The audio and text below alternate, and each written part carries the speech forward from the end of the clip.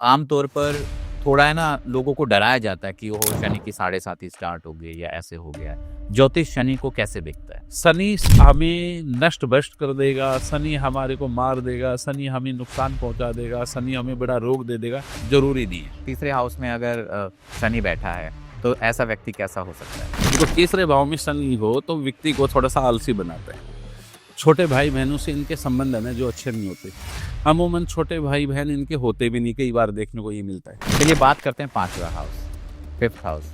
संतान का माना जाता है, बुद्धि का, विद्या का माना जाता है। यहाँ अगर शनि बैठ जाए तो क्या हो सकता देखो, शनि अगर पांचवें भाव में हो तो ऐसा व्यक्ति आध्यात्मिक स्तर पे बहुत ऊंचाइयों को प्राप्त कर लेगा। बहुत ही आस्तिक प्रवृत्ति का होगा, धार्मिक प्रवृत्ति का होगा, चैरिटी करने वाला होगा। है? मतलब घर अच्छा खासा होगा, गाड़ी अच्छी खासी रहेगी, बढ़ा देगा शनि अगर हम बात करें। ओवरऑल देखें तो शनि से सुंदर कोई ग्रह नहीं है, क्योंकि ये परंपरा से जोड़ने वाला ग्रह है। चलिए बात करते हैं सिक्स्थ हाउस, रोग ऋण रिपु। कैसा होता है? मतलब अगर किसी व्यक्ति के छठे भाव में अगर शनि बैठा है तो ऐसा व्यक्ति कैसा होगा? देखो, छठे भाव में शनि हो तो रोग रिपु ऋण आदि की इन्हें जो कमी करेगा। ऐसा व्यक्ति है ना जो अपने दुश्मनों पर हावी रहेगा। कई बार बहुत ज्यादा पैसा कमाने के चक्कर में इनका पैसा डूबने का भी डर रहता है। नमस्कार, मैं समस्त ध्रुव भक्ति में आपका स्वागत करता हूं। आज का पॉडकास्ट बेहद खास होने वाला है क्योंकि आज हम बात करेंगे शनि ग्रह के बारे में। आपने एक चीज सुनी होगी, शनि शत्रु नहीं मित्र हैं। वही दूसरी तरफ आपने देखा होगा कि बोलते हैं कि अगर आपके शनि की साढ़े साथी आ गई तो ये हो सकता है, या फिर लोगों के अंदर भय की स्थिति उत्पन्न की जाती है। लेकिन सच्चाई क्या है? और आज इसी सच्चाई को जानने के लिए हम ये पॉडकास्ट लेकर आए हैं आपके लिए कि शनि आपकी कुंडली में कितना इंपॉर्टेंट है, क्या क्या फल देता है, किस तरीके से हम अगर कोई ऐसी स्थिति बन रही है तो उससे कैसे बचाव कर सकते हैं। मैं स्वागत करना चाहता हूं आचार्य अशोक शर्मा जी का, जिन्होंने अपने जीवन के 25 वर्षों का अनुभव लेकर आए हैं, जिन्होंने हजारों कुंडलियां देखी हैं और लोगों को एक सही रास्ता दिखाया है। मैं स्वागत करना चाहता हूं आचार्य अशोक शर्मा जी का। नमस्कार सर। जैसे आज हम बात करने वाले हैं शनि ग्रह के बारे में, तो आमतौर पर थोड़ा है ना लोगों को डराया जाता है कि वो शनि की साढ़े साथी स्टार्ट हो गई या ऐसे हो गया है। ज्योतिष शनि को कैसे दिखता है? देखिए, ये तो सच बात है कि शनि की साढ़े साथी या ढैया का गोचर जो है वो सभी की कुंडलियों में आता है। लेकिन सबसे महत्वपूर्ण बात है कि मुझे दशाएं खराब चल रही हो और उस समय शनि की साढ़े साथी या ढैया चल रही है और शनि भी कमजोर हो, तो अष्टक और एक पद्धति होती है हमारे यहाँ, उसमें अगर रेखाएं कम हो तो ऐसे में उसका कुप्रभाव देखने को मिलता है। दूसरा, शनि भी उस कुंडली में कहीं न कहीं 6/12 का स्वामी हो, मार की सो 64 वंश का स्वामी हो, 22वें दृष्टि कोण का स्वामी हो, जब ऐसी स्थिति बनती है तो फिर शनि का प्रभाव अशुभ हो सकता है। लेकिन ओवरऑल देखें तो शनि से सुंदर कोई ग्रह नहीं है, क्योंकि ये परंपरा से जोड़ने वाला ग्रह है। हमारी जो जड़ें हैं, हमारी जो सनातन संस्कृति है, उसमें हम कैसे बोलते थे, बतलाते थे, बड़े बुजुर्गों का कितना मान सम्मान करते थे, एक दूसरे को कितनी रिस्पेक्ट देते थे, हम किस प्रकार से खाते थे, पीते थे, सोते थे, ये सारी जो चीजें हैं, जो रिचुअल जितनी भी चीजें हैं, संस्कार, अध्यात्म का इससे सुंदर कोई ग्रह नहीं है। आप देखो, जितने भी बड़े बड़े साधु सन्यासी संसार में हुए या जो बड़े बड़े फिलोसफर हुए, उनका लगन पंचम या 9 भाव में शनि मिलेगा आपको अमूमन। क्यों? क्योंकि शनि जो है वो अध्यात्म की गहराई देने वाला ग्रह है। लेकिन कोई भी ग्रह शुभ या अशुभ तब बनता है जैसा हम कर्म प्रारब्ध कर्मों से लेकर के आए। भी शास्त्र का वचन है कि जन्मांतरम कर्तम पापम व्याधि रूपेण जायते तत् शांति रोक्ष दानम जपम होमम करता देवी, कि जन्म जन्मांतरों में किए गए जो शुभ अशुभ कर्म है उनके कारण से हमें इस जीवन में यश अपयश, लाभ हानि, जय पराजय, दुख तकलीफ, रोग शोक आदि होते हैं। उनका शांति विधान करने जब तब हवन आदि की जो व्यवस्था की गई है। तो इसलिए हम किसी भी ग्रह को शुभ या अशुभ की जो कैटेगरी है वो जन्म पत्री के आधार पर तय की जाती है। लेकिन वैसे देखा जाए तो शनि जो है वह बहुत ही आध्यात्मिक ग्रह है, आपको संन्यास की वर्ती देता है। यानी कि हम ग्रस्त में रहते हुए भी संन्यास जैसा जीवन ग्रस्त में रह के हम विरक्त हो सकते और अपने संस्कारों से जोड़ते हैं। बिल्कुल इससे सुंदर कोई सिद्धांतवादी बिल्कुल है, क्योंकि बृहस्पति में तो घमंड है, ज्ञान का, नॉलेज का, अपनी बात। जिनको बृहस्पति की दशा चल रही है, आप देखिए कि सभी जो है माता पिता उनके बहुत परेशान है। उन्होंने कह दिया मुझे शादी नहीं करनी, तो वो शादी नहीं कर रहा है। वो कह रहा है, घर वाले जो भी उसको सजेशन देते हैं बच्चे मानते ही नहीं है। अपने अनुसार चल रहे हैं। लेकिन शनि को अगर बोल दिया, शनि को जिनकी दशा चल रही, माता पिता ने कहा बेटा ऐसा, जी मम्मी जी पापा, कितनी सुंदर बात है। तो शनि तो बहुत सुंदर ग्रह हो गया। एक छोटा सा मैसेज आया था, उसमें ये लिखा था कि जो शनि है ना, वो एकदम सीसीटीवी की तरह बिहेव करते हैं कि आप जीवन में अपने बुरे कर्म करते जा रहे हो, करते हो, शनि वहां से देख रहे हैं, लेकिन जैसे ही शनि की दशा आएगी तो पूरा आपका आपसे निकलवाएंगे फिर। लेकिन ये इसी जन्म में मिल जाएगा कह नहीं सकते, क्योंकि ये तो एक पक्ष है।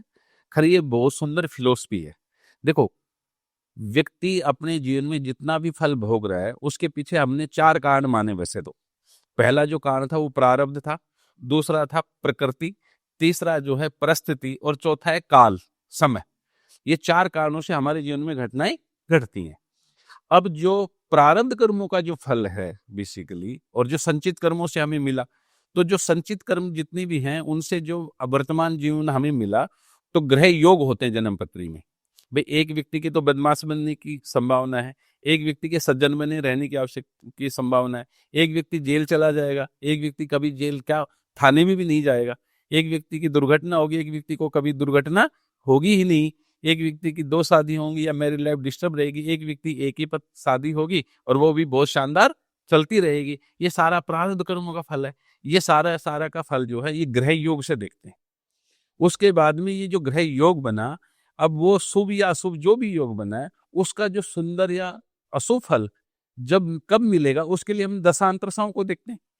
और हमें परिस्थिति और काल, इन दोनों चीजों की जो गणना है वो हमें ट्रांजिट गोचर के आधार पे करते हैं।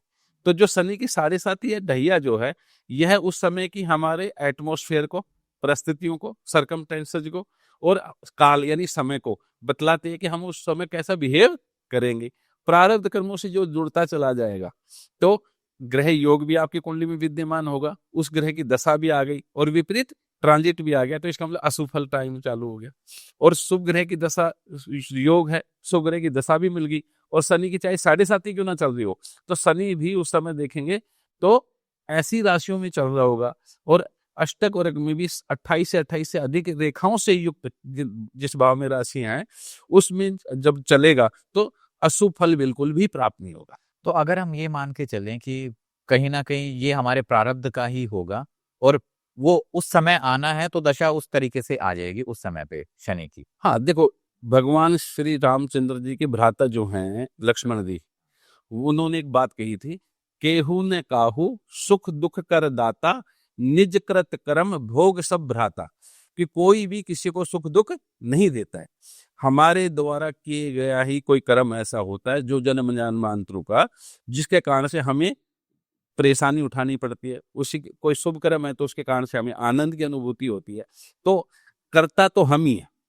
अवश्य में भोक्तव्यम कर्तम कर्म शुभाशुभम, हमारे द्वारा जो भी शुभ अशुभ कर्म किया गया उसका फल हमें अवश्य भोगना ही पड़ेगा, चाहे वो इस जन्म में हो या फिर अगले जन्म में। हाँ, क्योंकि संचित कर्मों का जो फल है वो तो अथाह है, वो तो पूरा का पूरा एक रूम भरा हुआ है, उसमें से कुछ तो पार्ट पोर्शन ही तो लेके हम पैदा हुए हैं।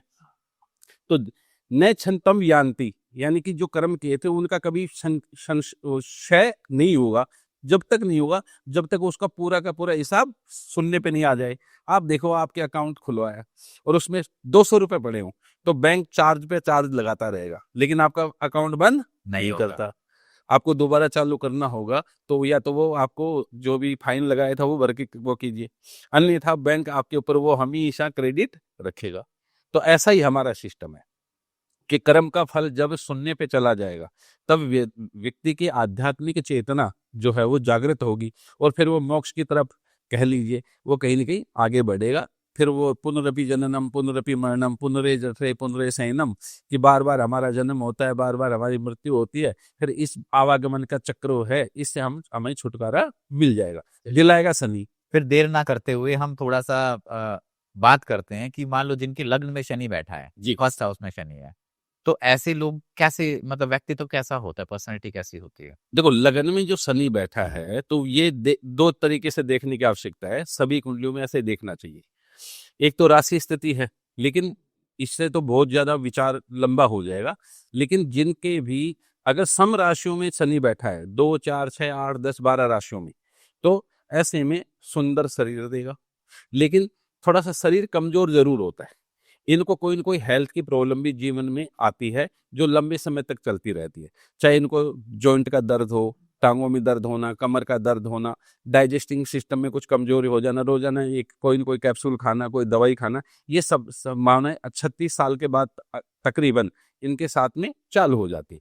लेकिन लगन का जो शनि है वो व्यक्ति को परंपरागत तरीके जो हैं, हमारे जो रिचुअल्स हैं, उनसे बहुत अच्छा जोड़ता है।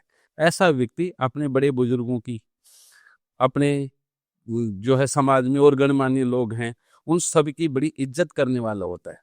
घर का काम करने में ऐसा व्यक्ति निपुण होता है, बहुत ही मेहनती होता है। और आलस प्रधान तो तब होता है जब सारा काम निपटा करके बैठ जाए उसके बाद कहो तो, अन्यथा शनि लगन में हो तो ऐसा व्यक्ति गृहस्थ का साधु भी हो सकता है। यानी उसके अंदर ये चेतना अवश्य होती है कि पति के प्रति उसकी ड्यूटी क्या है, बच्चों के प्रति ड्यूटी क्या है। हाँ, थोड़ा सा कलेश वाली स्थिति भी है, क्योंकि इन लोगों को आप समझाने का प्रयास करेंगे तो इनको आसानी से समझ में नहीं आता, तो थोड़ा सा समझाने का प्रयास अधिक करना पड़ता है। हाँ, विषम राशियों का शनि लगन में है तो ये खराब हो जाता है। ऐसे में व्यक्ति के अंदर क्रोध की अधिकता होगी, अपनी बात को जो है प्रमुख रूप से रखने वाला और क्लेश करने वाला, लड़ाई झगड़ा करने में ज्यादा बिहेव करने वाला हो जाता है। इनको जो है थोड़ा सा गुस्सा, क्रोध कुछ अधिक होता है। लेकिन हम कह सकते हैं कि लगन में शनि बैठने से ही व्यक्ति की पर्सनैलिटी खराब हो जाए ऐसा जरूरी नहीं है, उसके लिए और भी कई आधार देखने होते लाइफ में थोड़ा सा स्ट्रगल रहते हैं इनके। नहीं, बहुत मेहनत करके ऐसा व्यक्ति बहुत ऊंचाइयों पे चला जाता है। स्वास्थ्य के तौर पे 36 साल के बाद तकरीबन इनको कुछ न कुछ माइनर प्रॉब्लम चालू हो जाती है जो इनके जीवन पर्यंत रहती है इनको अमूमन। इनका अगर मान लो हम समय की बात करें तो समय के हिसाब से भी हम शनि की पोजीशंस देखते हैं कि 32 या 36 तक पॉजिटिव इफेक्ट होंगे, उसके बाद नेगेटिव स्टार्ट हो जाएंगे, तब तक नेगेटिव रहेंगे, फिर उसके बाद पॉजिटिव, ऐसा भी कुछ होता है। नहीं, शनि की जो है ना, हमारे यहाँ पर प्रत्येक ग्रह की एक नैसर्गिक आयु है। हाँ, उसमें नैसर्गिक आयु में शनि के जो वर्ष हैं वो 36 वर्ष हैं। लगन का शनि जो है वो व्यक्ति को जहाँ मेहनती बनाता है, जहाँ पर आत्मनिर्भर बनाता है, जहाँ पर परिवार का पालन पोषण करना, परिवार के प्रति अपना उत्तरदायित्व निभाना, आस्तिकता, धर्म के प्रति रुचि, बड़े बुजुर्गों का मान सम्मान, इनके प्रति जहाँ उसमें वो देता है, वहीं अगर ये विषम राशियों में है तो थोड़ी सी क्रूरता भी दे देता है। बड़े बुजुर्गों का मान सम्मान भी करने वाला वो, लेकिन कभी कभार अपमान करने वाला भी हो जाएगा। तो इस संदर्भ में चलिए बात करते हैं अगर शनि दूसरे भाव में है जी, ऐसा व्यक्ति कैसा होगा। देखो, दूसरे भाव में शनि जिनके भी है उनकी आर्थिक स्थिति कभी भी कमजोर नहीं होती। 99% ऐसे लोग धन बहुत कमा लेते हैं। ऐसा व्यक्ति किसी न किसी कार्य को करते हुए इतना कुशल हो जाएगा कि उसके अंदर वो अपने मेहनत के द्वारा किसी न किसी ऊंचे पद पे पहुंच जाएगा और अपने परिवार का पालन पोषण करने वाला हुआ। और मोटे तौर पे इनको जो देखने में आता है सेकंड हाउस में शनि होने से, कि परिवार के साथ, बड़े बुजुर्गों के साथ, भाई बहनों के साथ कुछ बोलचाल के कारण कई बार कड़वाहट की स्थिति बनती है। कई बार इनकी भाषा में भी थोड़ी सी कर्कशता होती है, यानी गाली गलौज कर देना गुस्सा होकर के। इनको शराब पीने का, मांसाहार करने का ये भी शौक होने की संभावना ज्यादा बनती है।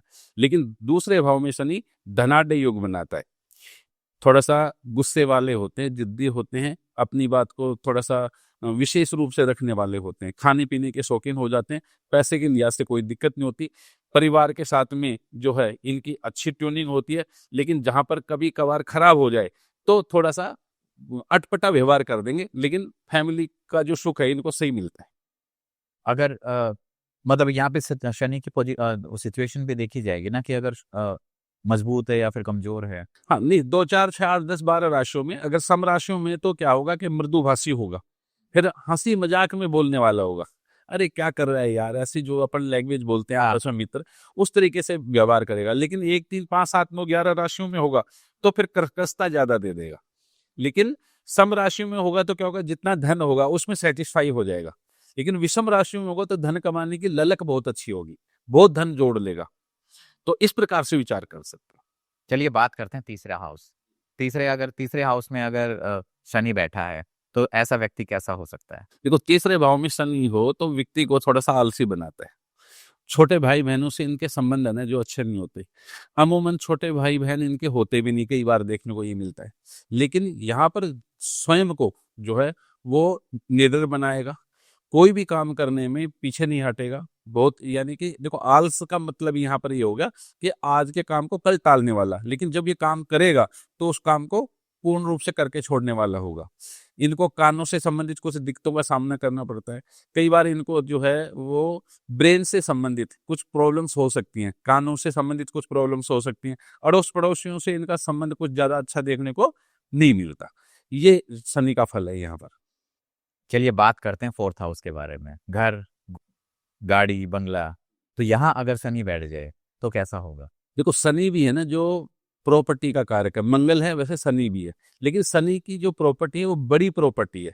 उसको 50 या 100 गज का प्लॉट पसंद नहीं है, उसको 500 गज का प्लॉट पसंद है, उसको 1000 गज का, उसको जो है वो 1 एकड़ जमीन चाहिए।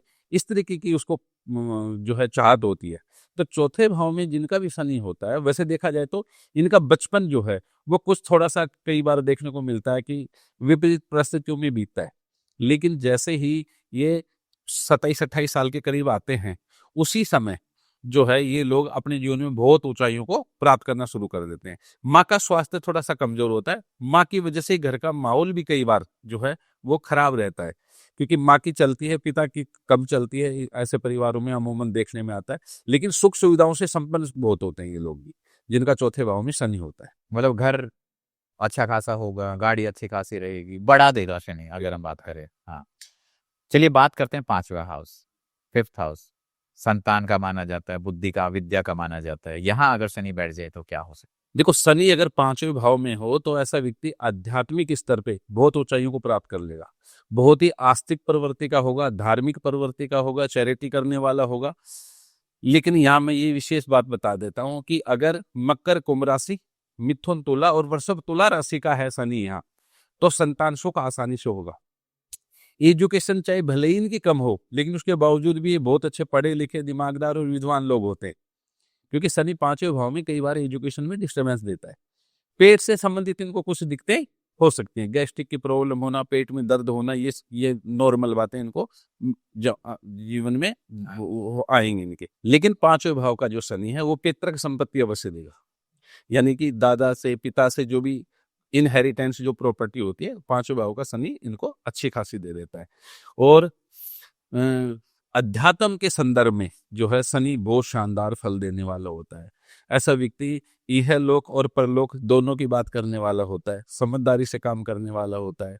और मोटे तौर पे कहें तो यहाँ पर जो भी उसका जीवन साथी होगा, जिसकी कुंडली में 5वें भाव में शनि है, तो देखो उनका जो जीवन साथी होगा वो बहुत मेहनतकश होगा, पूरे घर का की जिम्मेदारियां खुद अपने कंधों पर निभाने वाला होगा, अपने स्पाउस को कभी भी तंग नहीं करेगा। इस संदर्भ में यहीं पे मतलब स्ट्रॉन्ग अगर है तो फिर ये सिचुएशन होगी, कमजोर अगर हुआ तो संतान डिले होना, संतान का ना होना, संतान का रोगी होना, पेट से संबंधित कोई बड़ी बीमारी हो जाना, वहां देखना पड़ेगा। मेष राशि में तो सर के रोग होंगे, वृषभ राशि में होगा तो मुख के रोग होंगे, मिथुन राशि में होगा तो दाएं हाथ के टूटने का या दाएं हाथ में दर्द होने का, कान का दर्द होगा। कर्क राशि में तो हार्ट की प्रॉब्लम हो सकती है, माँ को भी हेल्थ की प्रॉब्लम होगी। सिंह राशि में होगा तो पेट के रोग होंगे। कन्या राशि में होगा तो बस्ती के रोग, यानी कि जहाँ अपेंडिक्स वगैरह, छोटी आंत बड़ी आंत होती है यहाँ। अगर तुला राशि में होगा तो कुछ गुप्त रोग हो सकते हैं, इन लोगों को बवासीर हो सकती है, भगंदर हो सकती है। तो इस प्रकार से राशि की स्थिति के आधार पे फिर जो है शरीर के अंगों का न्यास करके विचार कर सकते हैं। और यहाँ पे जो अभी हम डिस्कशन कर रहे हैं, ये डिस्कशन हमारा एक जनरलाइज डिस्कशन है, मतलब ये पूर्ण तरीके से एप्लीकेबल नहीं होगा सब पे। इसके लिए तो फिर डिटेल्ड एनालिसिस करनी पड़ेगी। हाँ, लेकिन फिर भी बहुधा लोगों में ये गुण पाए जाएंगे बहुत। हाँ, चलिए बात करते हैं सिक्स्थ हाउस, रोग, ऋण, रिपु। जी। कैसा होता है? मतलब अगर किसी व्यक्ति के छठे भाव में अगर शनि बैठा है तो ऐसा व्यक्ति कैसा होगा? देखो, छठे भाव में शनि हो तो रोग, रिपु, ऋण आदि की ना जो कमी करेगा। ऐसा व्यक्ति है ना जो अपने दुश्मनों पर हावी रहेगा, कभी जो है बहुत मेहनती होगा, नौकरी से, व्यवसाय से, इनसे बहुत पैसा कमा लेता है ऐसा व्यक्ति। लेकिन छठे भाव में शनि होने पर ये देखा है कि टांगों की समस्या होने का ज्यादा संभावना बनती है। एक तो दूसरे भाव में, एक छठे भाव में और एक 11 अष्टम भाव में, 2, 6, 8 इन भावों में जिनका भी शनि होता है तो इनको कोई टांगों की कोई बड़ी प्रॉब्लम होने का भय रहता है, टांग टूटने का भी भय रहता है। टांग जो है एक छोटी या बड़ी लंगड़ा शरीर भी बोलते हैं इसको। जैसे लंगड़ापन है शनि में, वैसे ही छठे भाव का शनि दूसरे का और 8वें भाव का शनि लंगड़ापन दे सकता है। जैसे जीवन में कोई चोट लग जाना, स्नान करते हुए गिर जाना, गाड़ी चलाते हुए चोट लगेगी तो टांगों में चोट लगेगी, तो ऐसी संभावनाएं देता है। लेकिन शनि यहाँ बहुत बलवान हो ऐसी स्थिति में, तो आप देखिए ऐसा व्यक्ति ब्याज बट्टे पर बहुत पैसा कमा लेता है, ऐसा व्यक्ति ठेकेदारी में काम करके बहुत पैसा कमा लेता है। दूसरा, इनका जो ननिहाल पक्ष होता है वो भी बहुत ज्यादा स्ट्रांग होता है, कमजोर होगा तो उनके लिए भी थोड़ी सी स्थिति खराब हो सकती है। अन्यथा 6ठे भाव का शनि देखा जाए तो आयु को बढ़ाने वाला, सुख सौभाग्य को बढ़ाने वाला अच्छा माना गया। इसमें लग्न वगैरह भी थोड़ा मैटर करेगा, या फिर अमूमन देखा गया है कि शनि अगर 6th हाउस में तो स्ट्रांग है? हाँ, 6ठे भाव में, क्योंकि देखो ऐसा है कि जन्म पत्री का एक नियम है हमारे यहाँ कि जो त्रिक भाव है 6, 8, 12 भाव, ये अशुभ फल देने वाले हैं। तो महर्षि पराशर जी का एक वचन है बड़ा सुंदर कि जिस भाव में भी शुभ ग्रह बैठेंगे उन भावों के शुभ फलों की वृद्धि होगी, और जिन भावों में भी पाप ग्रह बैठेंगे उन भावों के फलों में कमी होगी। तो 6ठे भाव में अशुभ फल है, रोग, कर्जा, शत्रु, बीमारी आदि। तो जब पाप ग्रह बैठेगा तो रोग नहीं होगा, कर्जा नहीं होगा, शत्रुता नहीं होगी, बीमारी नहीं होगी। लेकिन शनि क्योंकि लंगड़ा ग्रह है तो यहाँ टांगों की प्रॉब्लम दे रहा है अपने कैरेक्टरिस्टिक। हाँ हाँ। तो पाप ग्रह जनरली अगर मान लो हम ऑडियंस को बताना चाहें, कौन कौन से होते हैं पाप ग्रह? हमारे यहाँ पर पाप ग्रहों की स्थिति जो है वो मंगल, शनि, राहु और केतु हैं। और सूर्य को हमने क्रूर माना। सूर्य जो है देखो आत्मा है जगत की, हम सब की, उसके बावजूद भी उसको क्रूर कहा, क्योंकि सूर्य में एक अवगुण होता है राजा के अंदर कि वो एकाधिकार चाहता है कि सिर्फ मेरा ही अधिकार हो और किसी का नहीं आना चाहिए। तो ये अहम और महत्वाकांक्षा से युक्त बात होने के कारण सूर्य आत्मा का कारक होते हुए भी हमने उसे क्रूर माना। तो 6ठे भाव में सूर्य भी अमूमन देखो ना कई बार कर्जावान भी बना देता है एक्चुअल में। तो यह शनि है ना जो कर्जावान तो नहीं बनाता। अगर कुछ 6ठे भाव का स्वामी दूसरे या 11वें भाव में हो, या दूसरे 11वें भाव का स्वामी 6ठे या 8वें भाव में हो, तो ऐसे भी तो कर्जावान के योग होंगे। वरना 6ठे भाव में शनि होगा तो कर्जा नहीं होने देगा। चलिए बात करते हैं 7th house, most important house, marriage को, पार्टनरशिप को दिखाता है। यहाँ अगर शनि बैठ गए तो व्यक्ति कैसा होगा और उसका शादीशुदा जीवन कैसा रहेगा? देखो 7वें भाव का शनि आर्थिक स्थिति बहुत ही संपन्न रखता है। या तो स्वयं या उसका स्पाउस, कोई न कोई एक व्यक्ति 1,01% सक्सेसफुल व्यक्ति मिलेगा। या तो गवर्नमेंट सर्विस होगी, या कोई ऐसी अच्छी फर्म में नौकरी कर रहा होगा, अपना काम करता होगा तो भी सफलता के नए आयामों को छू लेगा। लेकिन विवाहित जीवन में दिक्कत देता है। किस संदर्भ में देता है? मैंने ये देखा है कि 7वें भाव में शनि होने पर जिनकी कुंडली में भी है, पुरुषों के साथ ही अमूमन होता है कि उनको अपने माता पिता के साथ नहीं रहना चाहिए। जो भी 7वें भाव में जिनका शनि है, वो अगर अपने माता पिता के साथ रह रहे हैं, यानी सास ससुर के साथ रहते हैं, ऐसे में उनके विवाहित जीवन में डिस्टर्बेंस आती है। लेकिन वो उनसे अलग रहते हैं तो दोनों के बीच में गतिरोध नहीं देखने को मिलता। इसमें भी विशेषकर ये है कि अगर शनि यहाँ पर अगर कर्क राशि का, सिंह राशि का, मकर, कुंभ राशि का, या धनु या मीन राशि का है तो विवाहित जीवन टूटता नहीं है अमूमन। लेकिन अन्य लग्नों में जो है वो 7वें भाव में अगर शनि हो तो पति पत्नी में वैचारिक मतभेद होते हैं, दोनों के बीच में क्लेश रहता है। अमूमन ये जो क्लेश रहता है ये स्पीकिंग स्किल्स की वजह से या सास ससुर के कारण, फैमिली के कारण ही होता है, जिसके कारण से अलगाव की स्थिति भी पैदा हो सकती है। लेकिन फाइनेंशियली जो है पैसे के हिसाब से देखें तो 7वें भाव का शनि पैसे की कभी भी कमी नहीं देगा। ताउम्र ऐसे व्यक्ति के पास पैसा जरूर रहता है। चलिए बात करते हैं 8th हाउस के बारे में। ऑकल्ट का है, सीक्रेट्स, मिस्ट्रीज, यहाँ अगर शनि बैठ जाए। 8वें भाव का भी शनि देखो, एक तो आयु बहुत अच्छी देता है, दूसरा 8वें भाव में शनि एक रोग भी अवश्य देता है। अमूमन इनको बवासीर या भगंदर, कूलों की बीमारी होने का ज्यादा भय रहता है, टांगों की बीमारी होने का भी भय रहता है, पेट से संबंधित कुछ परेशानियां भी इनको रहने की संभावना बनती है। अन्यथा 8वें भाव का शनि भी व्यक्ति को धनाढ़ योग बनाता है। ससुराल से इनके संबंध कभी तो ऐसे कि पूछो मत, बहुत ही शानदार, और कभी बहुत ही खराब भी देखने को मिलते हैं।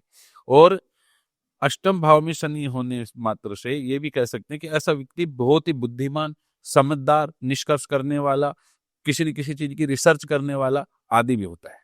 तो 8वें भाव में भी शनि जो है कुछ परिस्थितियों में स्वास्थ्य के तौर पे टांगों की समस्या या बवासीर या भगंदर जैसी समस्या अवश्य देता है। लेकिन आयु को बढ़ाता है। संतान को भी कई बार ये डिले कर देता है।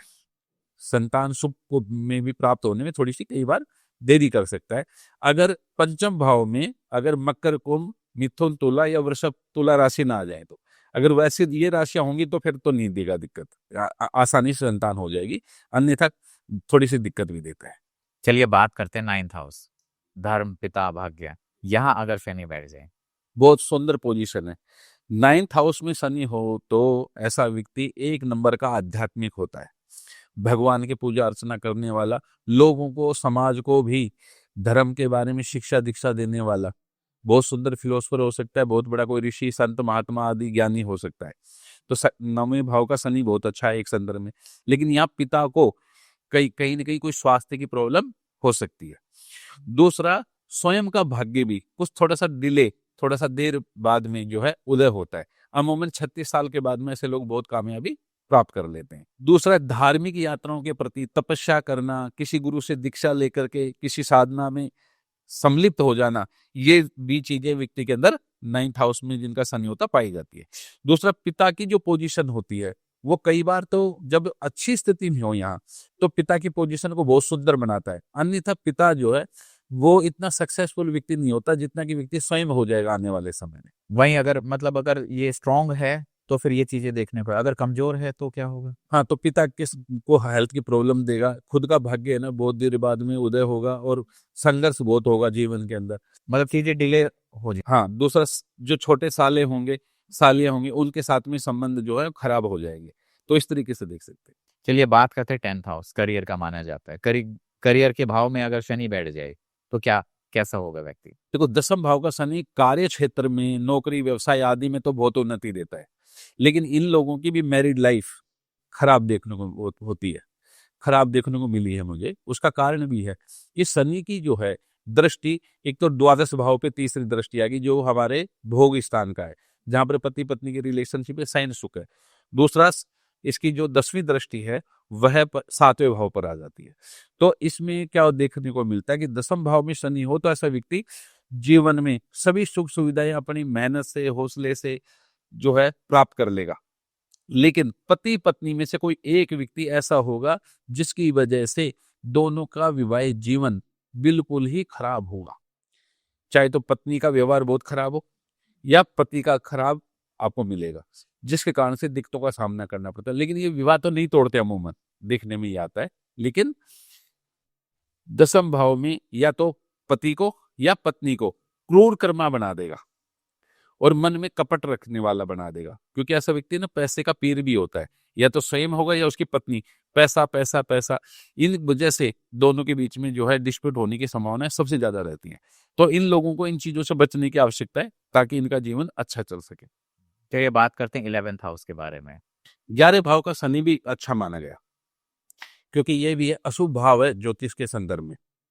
सर्वे तृष्णाय दीपा पाप फल प्रदा, 3 से 11 के स्वामी भी पाप फल देते हैं। तो 3 से 11 भावों में भी अगर पाप गुरु की स्थिति हो तो शुभ मानी जाती है। तो शनि अगर 11 भाव में हो तो ऐसा व्यक्ति बहुत अच्छा जमींदार हो सकता है, जागीरदार हो सकता है, बहुत बड़ा है ना ठेकेदार हो सकता है, और प्रॉपर्टी से संबंधित काम करना, कंस्ट्रक्शन का काम करना, इन चीजों में इनको बहुत ज्यादा उन्नति मिलती है। बड़े भाई बहनों से इनके संबंध अच्छे नहीं होते, कई बार बहुत ज्यादा पैसा कमाने के चक्कर में इनका पैसा डूबने का भी डर रहता है। और यहाँ पर 11वें भाव में शनि, वैसे देखा जाए तो सब सुख सुविधाओं से संबंध तो रखता है, लेकिन व्यक्ति की जो इच्छाएं हैं वो उनकी पूर्ति कभी हो नहीं पाती। एक इच्छा के बाद दूसरी इच्छा, दूसरी इच्छा के बाद तीसरी इच्छा, ये बार बार जो है उत्पन्न होती रहती हैं, जिसके कारण से संतोष नहीं मिल पाता। तो इन चीजों का इनको ध्यान रखना चाहिए, अन्यथा 11वें भाव में जो शनि है वो अच्छा फल देगा। बड़े भाई बहनों के सुख में कमी देगा। ज्यादा पैसा कमाने के चक्कर में अगर पैसे लगा दिए कहीं, या किसी को आपने ब्याज बट्टे पे पैसे दे दे, तो वहां से पैसा आने में दिक्कतें होती हैं अगर कमजोर है तो इन बातों का ध्यान रखने की आवश्यकता है। चलिए बात करते हैं 12th हाउस, 12वां भाव। यहाँ अगर शनि बैठ जाए, देखो 12 भाव का जो शनि है वो बाहर से, इंपोर्ट एक्सपोर्ट से या फॉरेन से जो है अच्छी सुख सुविधाएं देने वाला होता है, वहां पर नेम फेम या शोहरत भी देता है। लेकिन 12 भाव का शनि जो है वह नींद में खलल डालता है, अच्छी नींद नहीं आती। अच्छी नींद नहीं आती, यानी कि नींद में कई, नींद से संबंधित कोई बीमारी हो सकती है, कुछ मेंटली डिसऑर्डर हो सकता है, मेंटली डिस्टरबेंस हो सकती है, ये बातें दे सकता है। कई बार इनको जो है रोग भी होने के कारण, हॉस्पिटलाइज होने के कारण काफी अच्छा खासा पैसा एक्सपेंडिचर करना पड़ जाता है। दूसरा, इनके ननिहाल में जो है, जैसे मान लो मामा है तो मामी, और मान लो कि मौसी हैं तो मौसादी, हाँ, तो उनके लिए भी कहीं ना कहीं थोड़ा सा ये नेगेटिव रहता है। लेकिन 12वें भाव में शनि जो है वह कोर्ट केस आदि को, हॉस्पिटलाइजेशन को, इन सब चीजों को भी रिप्रेजेंट करता है। तो अगर कुंडली में अन्य योग हुए खराब तो दिक्कत पैदा करेगा, और गलत चीजों में पैसा खर्च करने वाला ही होता है। अचानक बहुत पैसा कमाने के चक्कर में ऐसा व्यक्ति भी जुआ, लॉटरी, सट्टा आदि के का शौकीन हो सकता है। तो यहाँ 12वें भाव में शनि का शुभ फल कुछ मामलों में देखने को मिलता है, अन्यथा अशुभ फल ज्यादा देखने को मिलता है। तो एक चीज सर वैसे ये देखी जा रही है अभी, मतलब जैसे अभी हम बात भी कर रहे हैं कि डायरेक्ट रिलेशन तो हमारे जैसे मम्मी पापा भाई बहन हो गए, लेकिन कुंडली हमारी इनडायरेक्ट रिलेशंस को भी आइडेंटिफाई कर सकती है, वहां जो प्रॉब्लम चल रही है। हाँ, बिल्कुल करती है। मैं आपको ऐसे कुछ सूत्र कहें तो बताता हूँ। देखो, जैसे देखो बहुत सारे लोग जो है ना आजकल ये बात बोलते हैं कि भाई ये आपका पितृ दोष है, फलाना है, ढिकड़ा, ऐसी बातें करते हैं। तो वो जो पितृ दोषों के बारे में तो हमने एक बार पहले ही बात की थी कि ये मात्र नर संतान के ऊपर ही इसका इम्पैक्ट होता है, इसके अलावा नहीं। लेकिन मान लो कि शनि चंद्र इकट्ठे हैं किसी कुंडली में, तो आप देखो कि इन लोगों के पागल होने की संभावनाएं होती हैं। ऐसा व्यक्ति बहुत पढ़ा, पंचम भाव में हो तो क्या होगा कि बहुत ज्यादा पढ़ने के कारण पागल हो सकता है। यही अगर चौथे भाव में हो तो ज्यादा सुख सुविधाओं के चक्कर में पागल हो सकता है। माँ भी पागल हो सकती है। 10th हाउस में शनि चंद्र तो बहुत ज्यादा काम करने के चक्कर में पागल हो सकता है, यानी कि ये भी कर लूं, वो भी कर लूं, और मेरे को ऊंचाइयों को छूना है। 11वें भाव में तो बहुत ज्यादा लाभ के चक्कर में पागल हो सकता है। तो इस प्रकार से दो दो ग्रहों की युति पे, जिनका भी राहु के साथ चंद्रमा है मान लो, और वो तीसरे भाव में बैठा है, तो आप देखो ऐसे व्यक्ति की ससुर यानी कि ससुराल में जो है कुछ न कुछ मिस हैपनिंग जरूर हुई होगी, कुछ न कुछ घटना अवश्य घटेगी। राहु और चंद्रमा अगर मान लो कि छठे भाव में, तो नलिहाल में कुछ न कुछ अशुभ घटनाएं अवश्य घटी होगी। राहु के साथ अगर बुध बैठा है तो बहन बेटियों के साथ या बुआ के साथ कुछ मिस हैपनिंग या कुछ न कुछ अशुभ घटना अवश्य घटी होगी। तो क्या है कि कोई भी ग्रह जब किसी और ग्रह के साथ संबंध बनाता है तो हमें ज्योतिष शास्त्र ये बतलाता है कि किस कारणवश इनके जीवन में या उस रिश्तेदार के साथ कुछ कुछ न कुछ घटनाएं अवश्य घटे। ऐसा हो सकता है कि उस रिश्तेदार का इससे कहीं ना किसी जन्म का कोई संबंध हो, उसकी वजह से हो। सच्चाई है, जैसे हम बोलते थे कि जो हरी घास होती है दुर्वा, वो एक दूसरे के अंदर जुड़ी जुड़ी हुई होती है। हाँ। ऐसे ही ये सच्चाई है कि हम सब लोग, देखो मेरा किसी खास परिवार में जन्म हुआ, लेकिन मुझे अगर पूछा जाता तो मैं भी जो है टाटा बिरला के यहाँ घर में जन्म लेना चाहता। वास्तविकता है, किसी से पूछ लीजिए, हर कोई सचिन तेंदुलकर के घर में जन्म लेना चाहता है, हर कोई अमित शाह के घर में जन्म लेना चाहता है। क्यों? सक्सेसफुल फैमिली में। कोई भी है ना जो दरिद्रता में, गरीबी में, इन चीजों में जन्म नहीं लेता। लेकिन मेरा किसी खास परिवार में जन्म होना, तो मेरे माता पिता को मुझसे सुख मिलेगा या दुख मिलेगा ये पहले से निश्चित है, तभी तो मैं वहां आया। फिर मेरे जो संतान हुई उनको भी मैंने चूज नहीं किया, मैंने नहीं चुना। मुझसे कहा जाता कि हाँ चुनी, तो मैं तो विराट कोहली को अपने पुत्र के रूप में देखना चाहता ना, लेकिन वो मेरे हाथ में तो नहीं है। तो मैंने जैसा प्रारब्ध कर्मों से फल लेके पैदा हूं, वैसी संतान मेरे घर में जन्म लेगी, और उस संतान का मेरा किसी न किसी जन्म से 100% संबंध अवश्य रहा होगा। तो ज्योतिष शास्त्र इसी बात को करता है, और इसी वजह से एक ज्योतिषी जन्म पत्री में ग्रहों की स्थिति देख करके उसके जीवन में, चाहे स्वयं का हो, चाहे ससुराल में हो, चाहे ननिहाल हो, चाहे बहन बेटियां हो, चाहे मामा मामी हो, मौसा मौसी हो, कोई भी हो, जितनी भी मेरे रिश्तेदार हैं जो मुझसे जुड़े हुए हैं, उनके जीवन में क्या घटनाएं घटेंगी मेरी जन्म पत्री बतलाएगी। उसके पीछे कारण भी देखो। हमारी सनातन संस्कृति में 3 परिवार प्रत्येक व्यक्ति के होते हैं। एक तो जिस परिवार में मैंने जन्म लिया, यानी मेरा पितृकुल, लेकिन मेरा पिता का कुल तब तक पूरा नहीं होता जब तक मेरी माता जी सम्मिलित नहीं होती। तो मेरी मातृकुल यानी मेरा ननिहाल, वो भी मेरा परिवार है। एक जब मेरी शादी हो जाएगी तो मेरा ससुराल। तो प्रत्येक व्यक्ति के जीवन में 3 कुलों का बराबर एक जैसा रोल रहता है। तो इसलिए ज्योतिष शास्त्र में क्या कहेगा, जैसे गणमूलों में जब बच्चे पैदा होते थे क्या कहते थे कि अगर आश्लेषा नक्षत्र के प्रथम चरण में अगर मान लो चंद्रमा बैठा है तो क्या कहते थे कि मामा का नाश होगा। अब मामा के लिए आप क्यों शांति कराएंगे, मैं क्यों कराऊंगा। लेकिन ये जैसे ही माँ को मालूम पड़े कि उसके भाई के लिए खराब है, तो 1 मिनट में शांति करा देंगे। क्यों? क्योंकि 3 कुल एक साथ जुड़े हुए हैं। तो मामा का, नाना का, नानी का, पिता का, माँ का, या स्वयं का, या धन का, इसलिए 4 चीजों के बारे में लिखा मिलता है हमेशा। तो मेरी जो जन्म पत्री या आपकी किसी की भी जन्म पत्री है, वह सभी के बारे में A to Z। अभी 2-4 दिन पहले की बात है, शुक्र उच्च राशि में और मीन राशि में बैठा है, बृहस्पति भी वही बैठा है चंद्रमा के साथ। तो मैंने ये बात पूछी कि आपके या तो बड़ा भाई या बहन होगा जो, वो क्या बहुत ही ज्यादा सक्सेसफुल या बहुत ही ज्यादा रिच फैमिली में ब्याह है या बहुत ज्यादा धनवान है? उन्होंने कहा बहुत ही ज्यादा सक्सेसफुल है। क्यों? 11 भाव में जो शुभ ग्रह बैठे, क्योंकि 11th लॉर्ड 11th में है, शुक्र भी बैठा है, चंद्रमा भी बैठा है, तो 3 ग्रहों की कितनी सुंदर स्थिति है। तो ऐसे व्यक्ति का बड़ा भाई बहन कोई न कोई होगा और वह बड़े ही ठाट बाट के साथ जीवन जिएगा। वो लिखवा के लेके आया।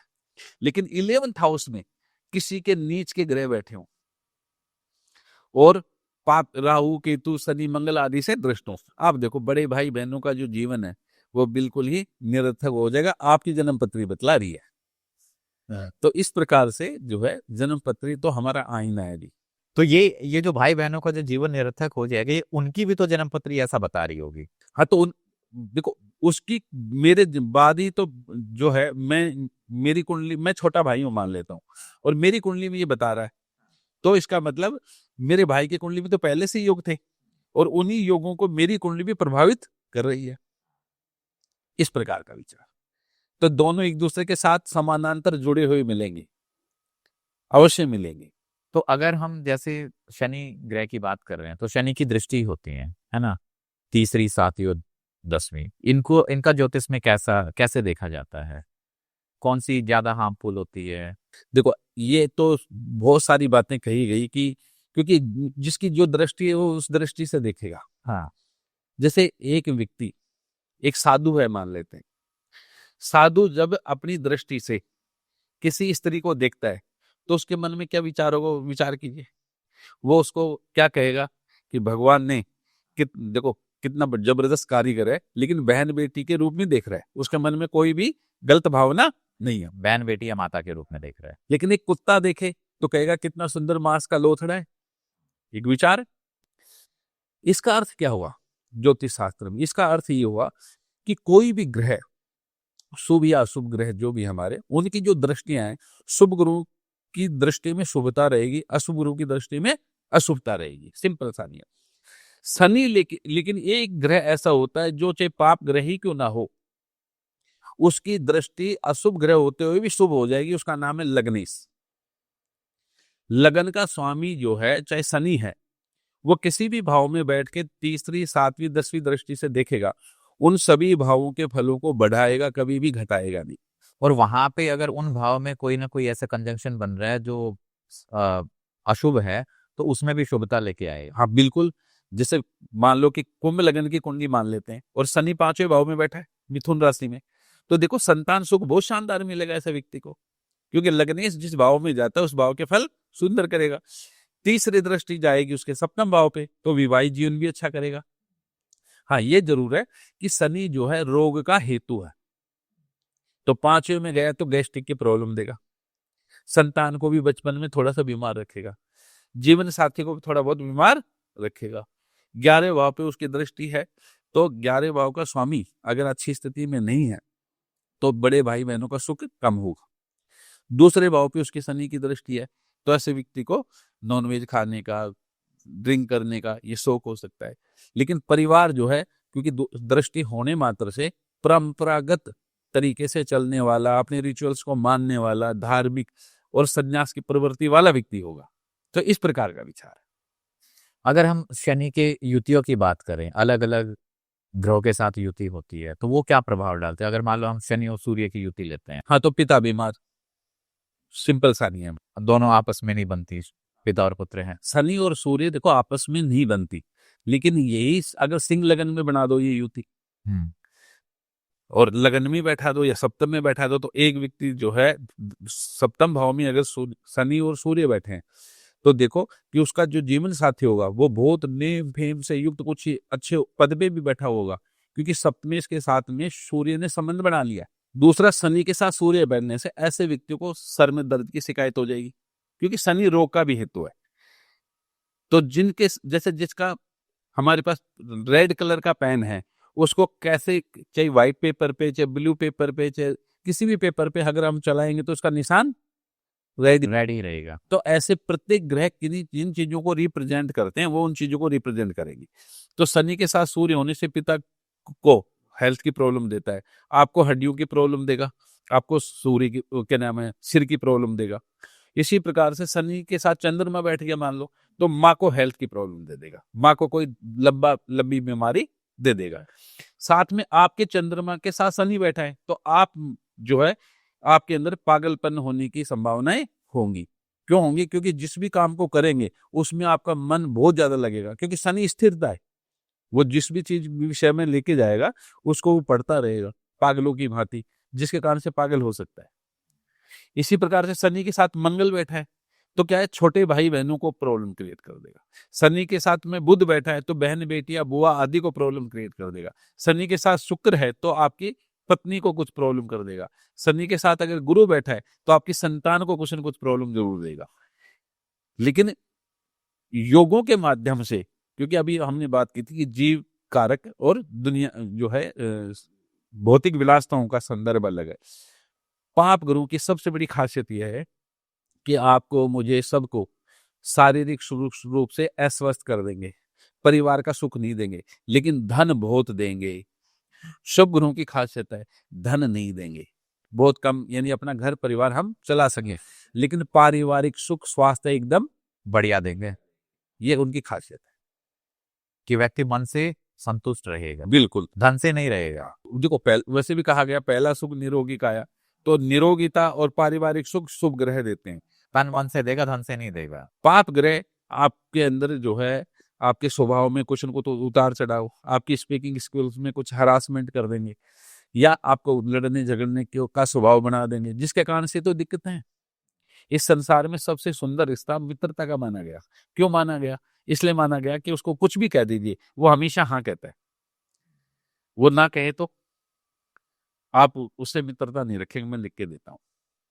तो इसका एक बहुत अच्छा सुंदर सा एक नियम निकलता है कि अगर हम अपने जीवन में हाँ जी शब्द का प्रयोग कर लें तो हमारी आदि समस्याएं तो स्वतः ही दूर हो जाती है पारिवारिक संदर्भ में। तो यहाँ जो पाप ग्रह है वो हमसे हाँ जी नहीं कहलवाते, शुभ ग्रह हमें हाँ जी सिखाते हैं। इतना अंतर है। तो सर जैसे हम शनि की दशाओं के बारे में, महादशा के बारे में बात करते हैं, जो कितना 20 साल की होती, 19 वर्ष जी हाँ, तो व्यक्ति के जीवन में क्या प्रभाव लेके आती है? देखो शनि जो है या तो लग्नीश हो, पंचमीश या नौमीश या दशमीश हो, या शनि लगन नक्षत्र का स्वामी हो, या शनि पंचमीश के नक्षत्र में स्थित हो, या शनि सप्तमीश के सातवीं स्थित हो, तो ऐसे में जब शनि की दशा आएगी तो शनि का फल अच्छा मिलेगा।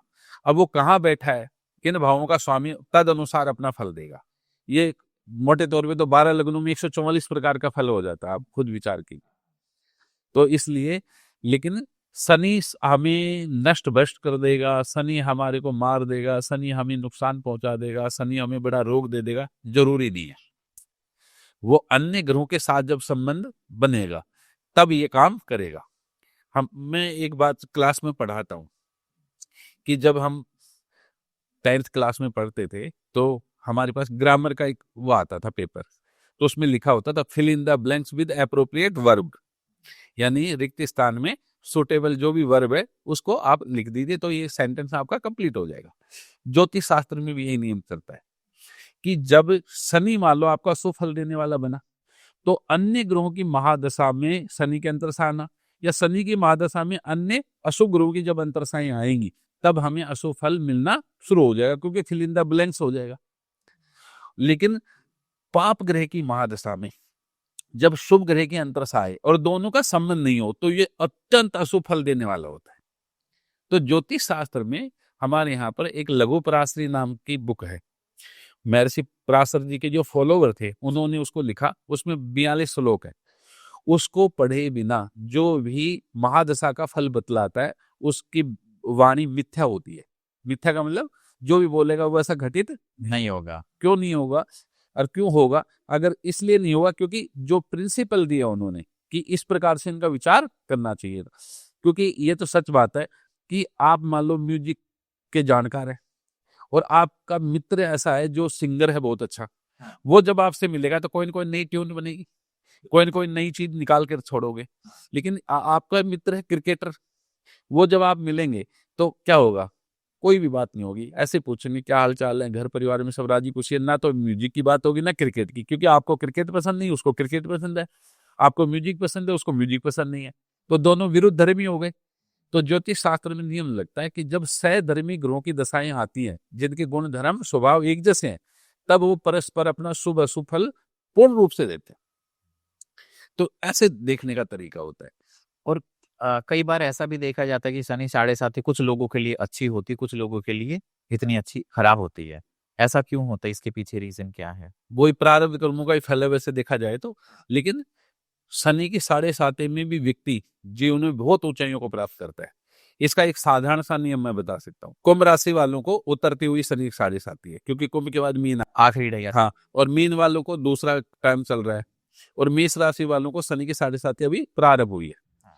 तो जिनके भी कुंभ राशि में, मीन राशि और मेष राशि में अष्टक वर्ग में जाएं, वहां अगर 30 या 30 से अधिक रेखाएं लिखी हुई हैं सर्वाष्टक वर्ग में, उसका नाम सर्वाष्टक वर्ग भी बोलते हैं, समुदाय अष्टक वर्ग भी बोलते हैं, उसमें अगर 30 से अधिक रेखाएं हैं तो आपको शनि की साढ़े साती या ढैया का कोई भी अशुभ फल प्राप्त नहीं होगा। अगर 30 से ज्यादा है। हाँ, अगर वहां रेखाएं 18, 19, 20, 21, 22, 23, 24, 25 तक, तो इसका मतलब है आप देखिए कि मान लो कि किसी के कुंभ राशि में तो है 30 थी, मीन में है मान लो 28, लेकिन मेष राशि में 16, 17, 18, 19, 20 आ गई। तो अब जब मेष राशि में शनि आएगा, वह पीरियड उठा पटक वाला होगा, पतन वाला होगा, कुछ न कुछ डिप्रेशन देगा, पारिवारिक रूप से, धन संपदा के तौर पे, हेल्थ के पॉइंट ऑफ व्यू से आपको दिक्कत देगा। इस प्रकार से नहीं, लेकिन ये उस व्यक्ति की राशि पे भी डिपेंड करेगा ना। जैसे मान लो किसी की कुंभ राशि है, अब कुंभ राशि चंद्र राशि कुंभ है, तो उसमें उसका अष्टक वर्ग में हम देखेंगे तो 30 अगर लिखा हुआ है तो उसको साढ़े सात इफेक्ट करेगी। बिल्कुल करेगी, सबको करेगी, इसमें कोई लगन की आवश्यकता नहीं, आपको बता दूं। हाँ, ये जरूर है कि देखो लग्नेश है ना, स्वयं होकर के जब कमजोर होता है तो व्यक्ति जो है, लग्नेश होने से व्यक्ति आत्म बल से, बल पराक्रम साहस से ओतप्रोत होता है, तो वो उस मुसीबत से बाहर अपने आप को निकाल लेगा। अगर लग्नेश बलवान है। लग्नेश, हाँ, क्योंकि लग्नेश होने के कारण ऐसा हो रहा है। शनि मकर कुंभ लगन वालों के लिए स्थिति बनेगी, या मिथुन और कन्या लगन में पंचमेश या नवमेश होगा, तो इन भावों का स्वामी भी बल बुद्धि विवेक से काम लेने वाला होता है, क्योंकि इन स्थानों से इनका विचार करते हैं, तो मुसीबत में पड़ के बाहर आएगा, लेकिन पतन तो उसका भी होगा। ऐसा हो तो एक विचार है कि अगर पाप ग्रह सदैव पापी माने जाते, तो जिनके मंगल के लगन है 1 और 8, जिनके शनि के लगन है 10 और 11, और जिनका सूर्य का लगन है 5, तो ये जो लगन वाले हो गए, इनको तो सुसाइड कर लेना चाहिए। ये तो जीवन में कभी तरक्की नहीं करेंगे, इनको तो हमेशा ही परेशानी उठानी पड़ेगी। सबसे सुंदर लगन तो फिर वृषभ, तुला, मिथुन, कन्या और धन और मीन रह गए। यही सक्सेसफुल होंगे क्या? उनके जीवन में क्या कोई परेशानी नहीं आती? अवश्य आती है। क्यों? इसलिए ज्योतिष शास्त्र में कोई भी ग्रह शुभ है या अशुभ है, उसके देखने के पैमाने और वास्तविकता एक और है कि सबसे बड़ी इस समय जो समस्या चल रही है वो यह चल रही है कि सभी लोग लगन कुंडली को देख करके ही प्रेडिक्शन देते हैं। ये आधी अधूरी बात है। सर्वप्रथम हमें पंचांग देखना चाहिए, क्योंकि आज जिस बच्चे का जन्म हुआ, आज किस पक्ष में, किस तिथि में, किस वार में, किस योग में, किस नक्षत्र और किस करण में हुआ, तद अनुसार जो है कुंडली खिलती भी है और कुंडली बिगड़ती भी है। इस प्रकार का विचार। तो पंचांग देखना ज्यादा जरूर, लेकिन बहुत सारे लोग तो ये सब चीजें देखते हैं ना, जानकारी नहीं है। हाँ, देखो, जब भी हम कोई जन्म पत्री बनाते हैं तो सर्वप्रथम जो चीज लिखते हैं, तो इसका मतलब उसको पहले क्यों लिखा गया, एक विचार है। वो सिर्फ जो है आपकी बुकलेट है, उसको भरने के लिए थोड़ी ना है कि जन्म पत्री में सम्मत में पैदा हुआ, शुक्ल पक्ष में, चैत्र मास में, प्रत्येक तिथि को कोई शून्य राशियां होती है, महीने में भी होती है, तो उनके आधार पे भी फलादेश देखने की वो है संभावना। क्योंकि राहु जब एक राशि में चल रहा है तो 1.5 वर्षों तक उसी राशि में चलेगा। शनि जब किसी राशि में चल रहा है तो 2.5 वर्षों तक एक ही राशि में चल रहा है। तो अगर राशि के अनुसार ही फल है तो 2.5 वर्षों में जितने बच्चे पैदा हुए सबको समानांतर फल मिलना चाहिए। हर 27 दिन बाद में वही नक्षत्र, 28वें दिन वही नक्षत्र आ जाएगा, फिर उसी को वही दशाएं चल रही हैं। चंद्रमा भी उन्हीं में चलता रहेगा। हर 27 दिन बाद में शनि राहु केतु की पोजीशन कहाँ चेंज होंगी, सेम राशियों में रहेंगी। कमाल की बात है। तो फर्क कौन डालेगा? सबसे ज्यादा फर्क डालेगा आपका पंचांग। कोई तिथि क्षय हो गई, कोई तिथि वृद्धि हो गई। देखो मैं आपको बताऊं, जिनकी भी तिथि वृद्धि में जन्म हुआ है, ऐसा व्यक्ति इतना सा काम करेगा, इतना फल प्राप्त करेगा। वृद्धि का मतलब तिथि, कोई भी तिथि आज सूर्योदय से पहले तो उदय प्रारंभ हुई और कल के सूर्योदय के बाद तक भी विद्यमान है, यानी 24 घंटे से ज्यादा रही। जैसे मान लो आज नवमी है, हाँ, और कल नवमी 11 या 12 बजे तक रहेगी सुबह। हाँ, सुबह नहीं, सूर्योदय के बाद से दो घड़ी रहे, 1 घड़ी रहे, तो आज सूर्योदय से पहले तो प्रारंभ होगी नवमी और कल सूर्योदय के बाद तक रहेगी, तो तिथि वृद्धि होगी। तो तिथि से व्यक्ति के भाग्य का पता चलता है कि कितनी सक्सेस मिलेगा। तिथि क्षय होने पर भी शांति विधान का महर्षि पराशर जी ने। तो शास्त्र की क्या खासियत है कि शास्त्र की आधी बातें तो मानते हैं लोग और आधी नहीं मान रहे। ये सबसे बड़ी समस्या है और ये विद्वान लोग करते हैं एक्चुअल में। जो तथाकथित बड़े एस्ट्रोलॉजर बनते हैं वो उनसे ये सबसे बढ़िया गलतियां होती है, क्योंकि वो कहते हैं हमने जो कहा वो ठीक है। कोई कहते हैं मैं पराशर जी को नहीं मानता, मैं जेमिनी को मानता हूँ। कोई कहता है मैं दशाओं को नहीं मानता, मैं ट्रांजिट को मानता हूँ। कोई कहता है मैं ट्रांजिट को नहीं मानता, मैं जो है पराशर जी में सिर्फ दशाओं को ही देखता हूँ। कोई नाड़ी एस्ट्रोलॉजी की बात कर रहा है, कोई भृगु नाड़ी की बात कर रहा है। अरे सबके पैमाने एक हैं। जिस प्रकार से भिन्न भिन्न स्थानों से निकलने वाली नदियां समुद्र में ही जाकर के मिल जाएंगी, ज्योतिष शास्त्र की अलग अलग ब्रांचेज हैं, सबका उद्देश्य एक ही है कि मनुष्य के जीवन में जो घटनाएं घटेंगी उनके बारे में पूर्वानुमान लगा करके उसको बताना। और कोई अशुभ फल का टाइम आता है, कोई अशुभ घटना घटने वाली, उससे संबंधित रेमेडी जी बताना। इतना सा तो काम है, लेकिन सब मैं बड़ा मैं बड़ा, ये वाली सबसे बड़ी समस्या है। तो इस पॉडकास्ट को फिर यहीं विराम देते हैं। सो उम्मीद है दोस्तों आपको ये जानकारी अच्छी लगी होगी। अगर आपके कोई भी सवाल या सुझाव हैं या फिर आचार्य जिसे आप कंसल्ट करना चाहते हैं तो नीचे दिए गए नंबर या वेबसाइट पे आप कांटेक्ट कर सकते हैं। और मैं चाहता हूँ इस वीडियो को आप अपने दोस्तों और परिवार के साथ जरूर शेयर कीजिएगा। तब तक बने रहिए हमारे साथ। धन्यवाद।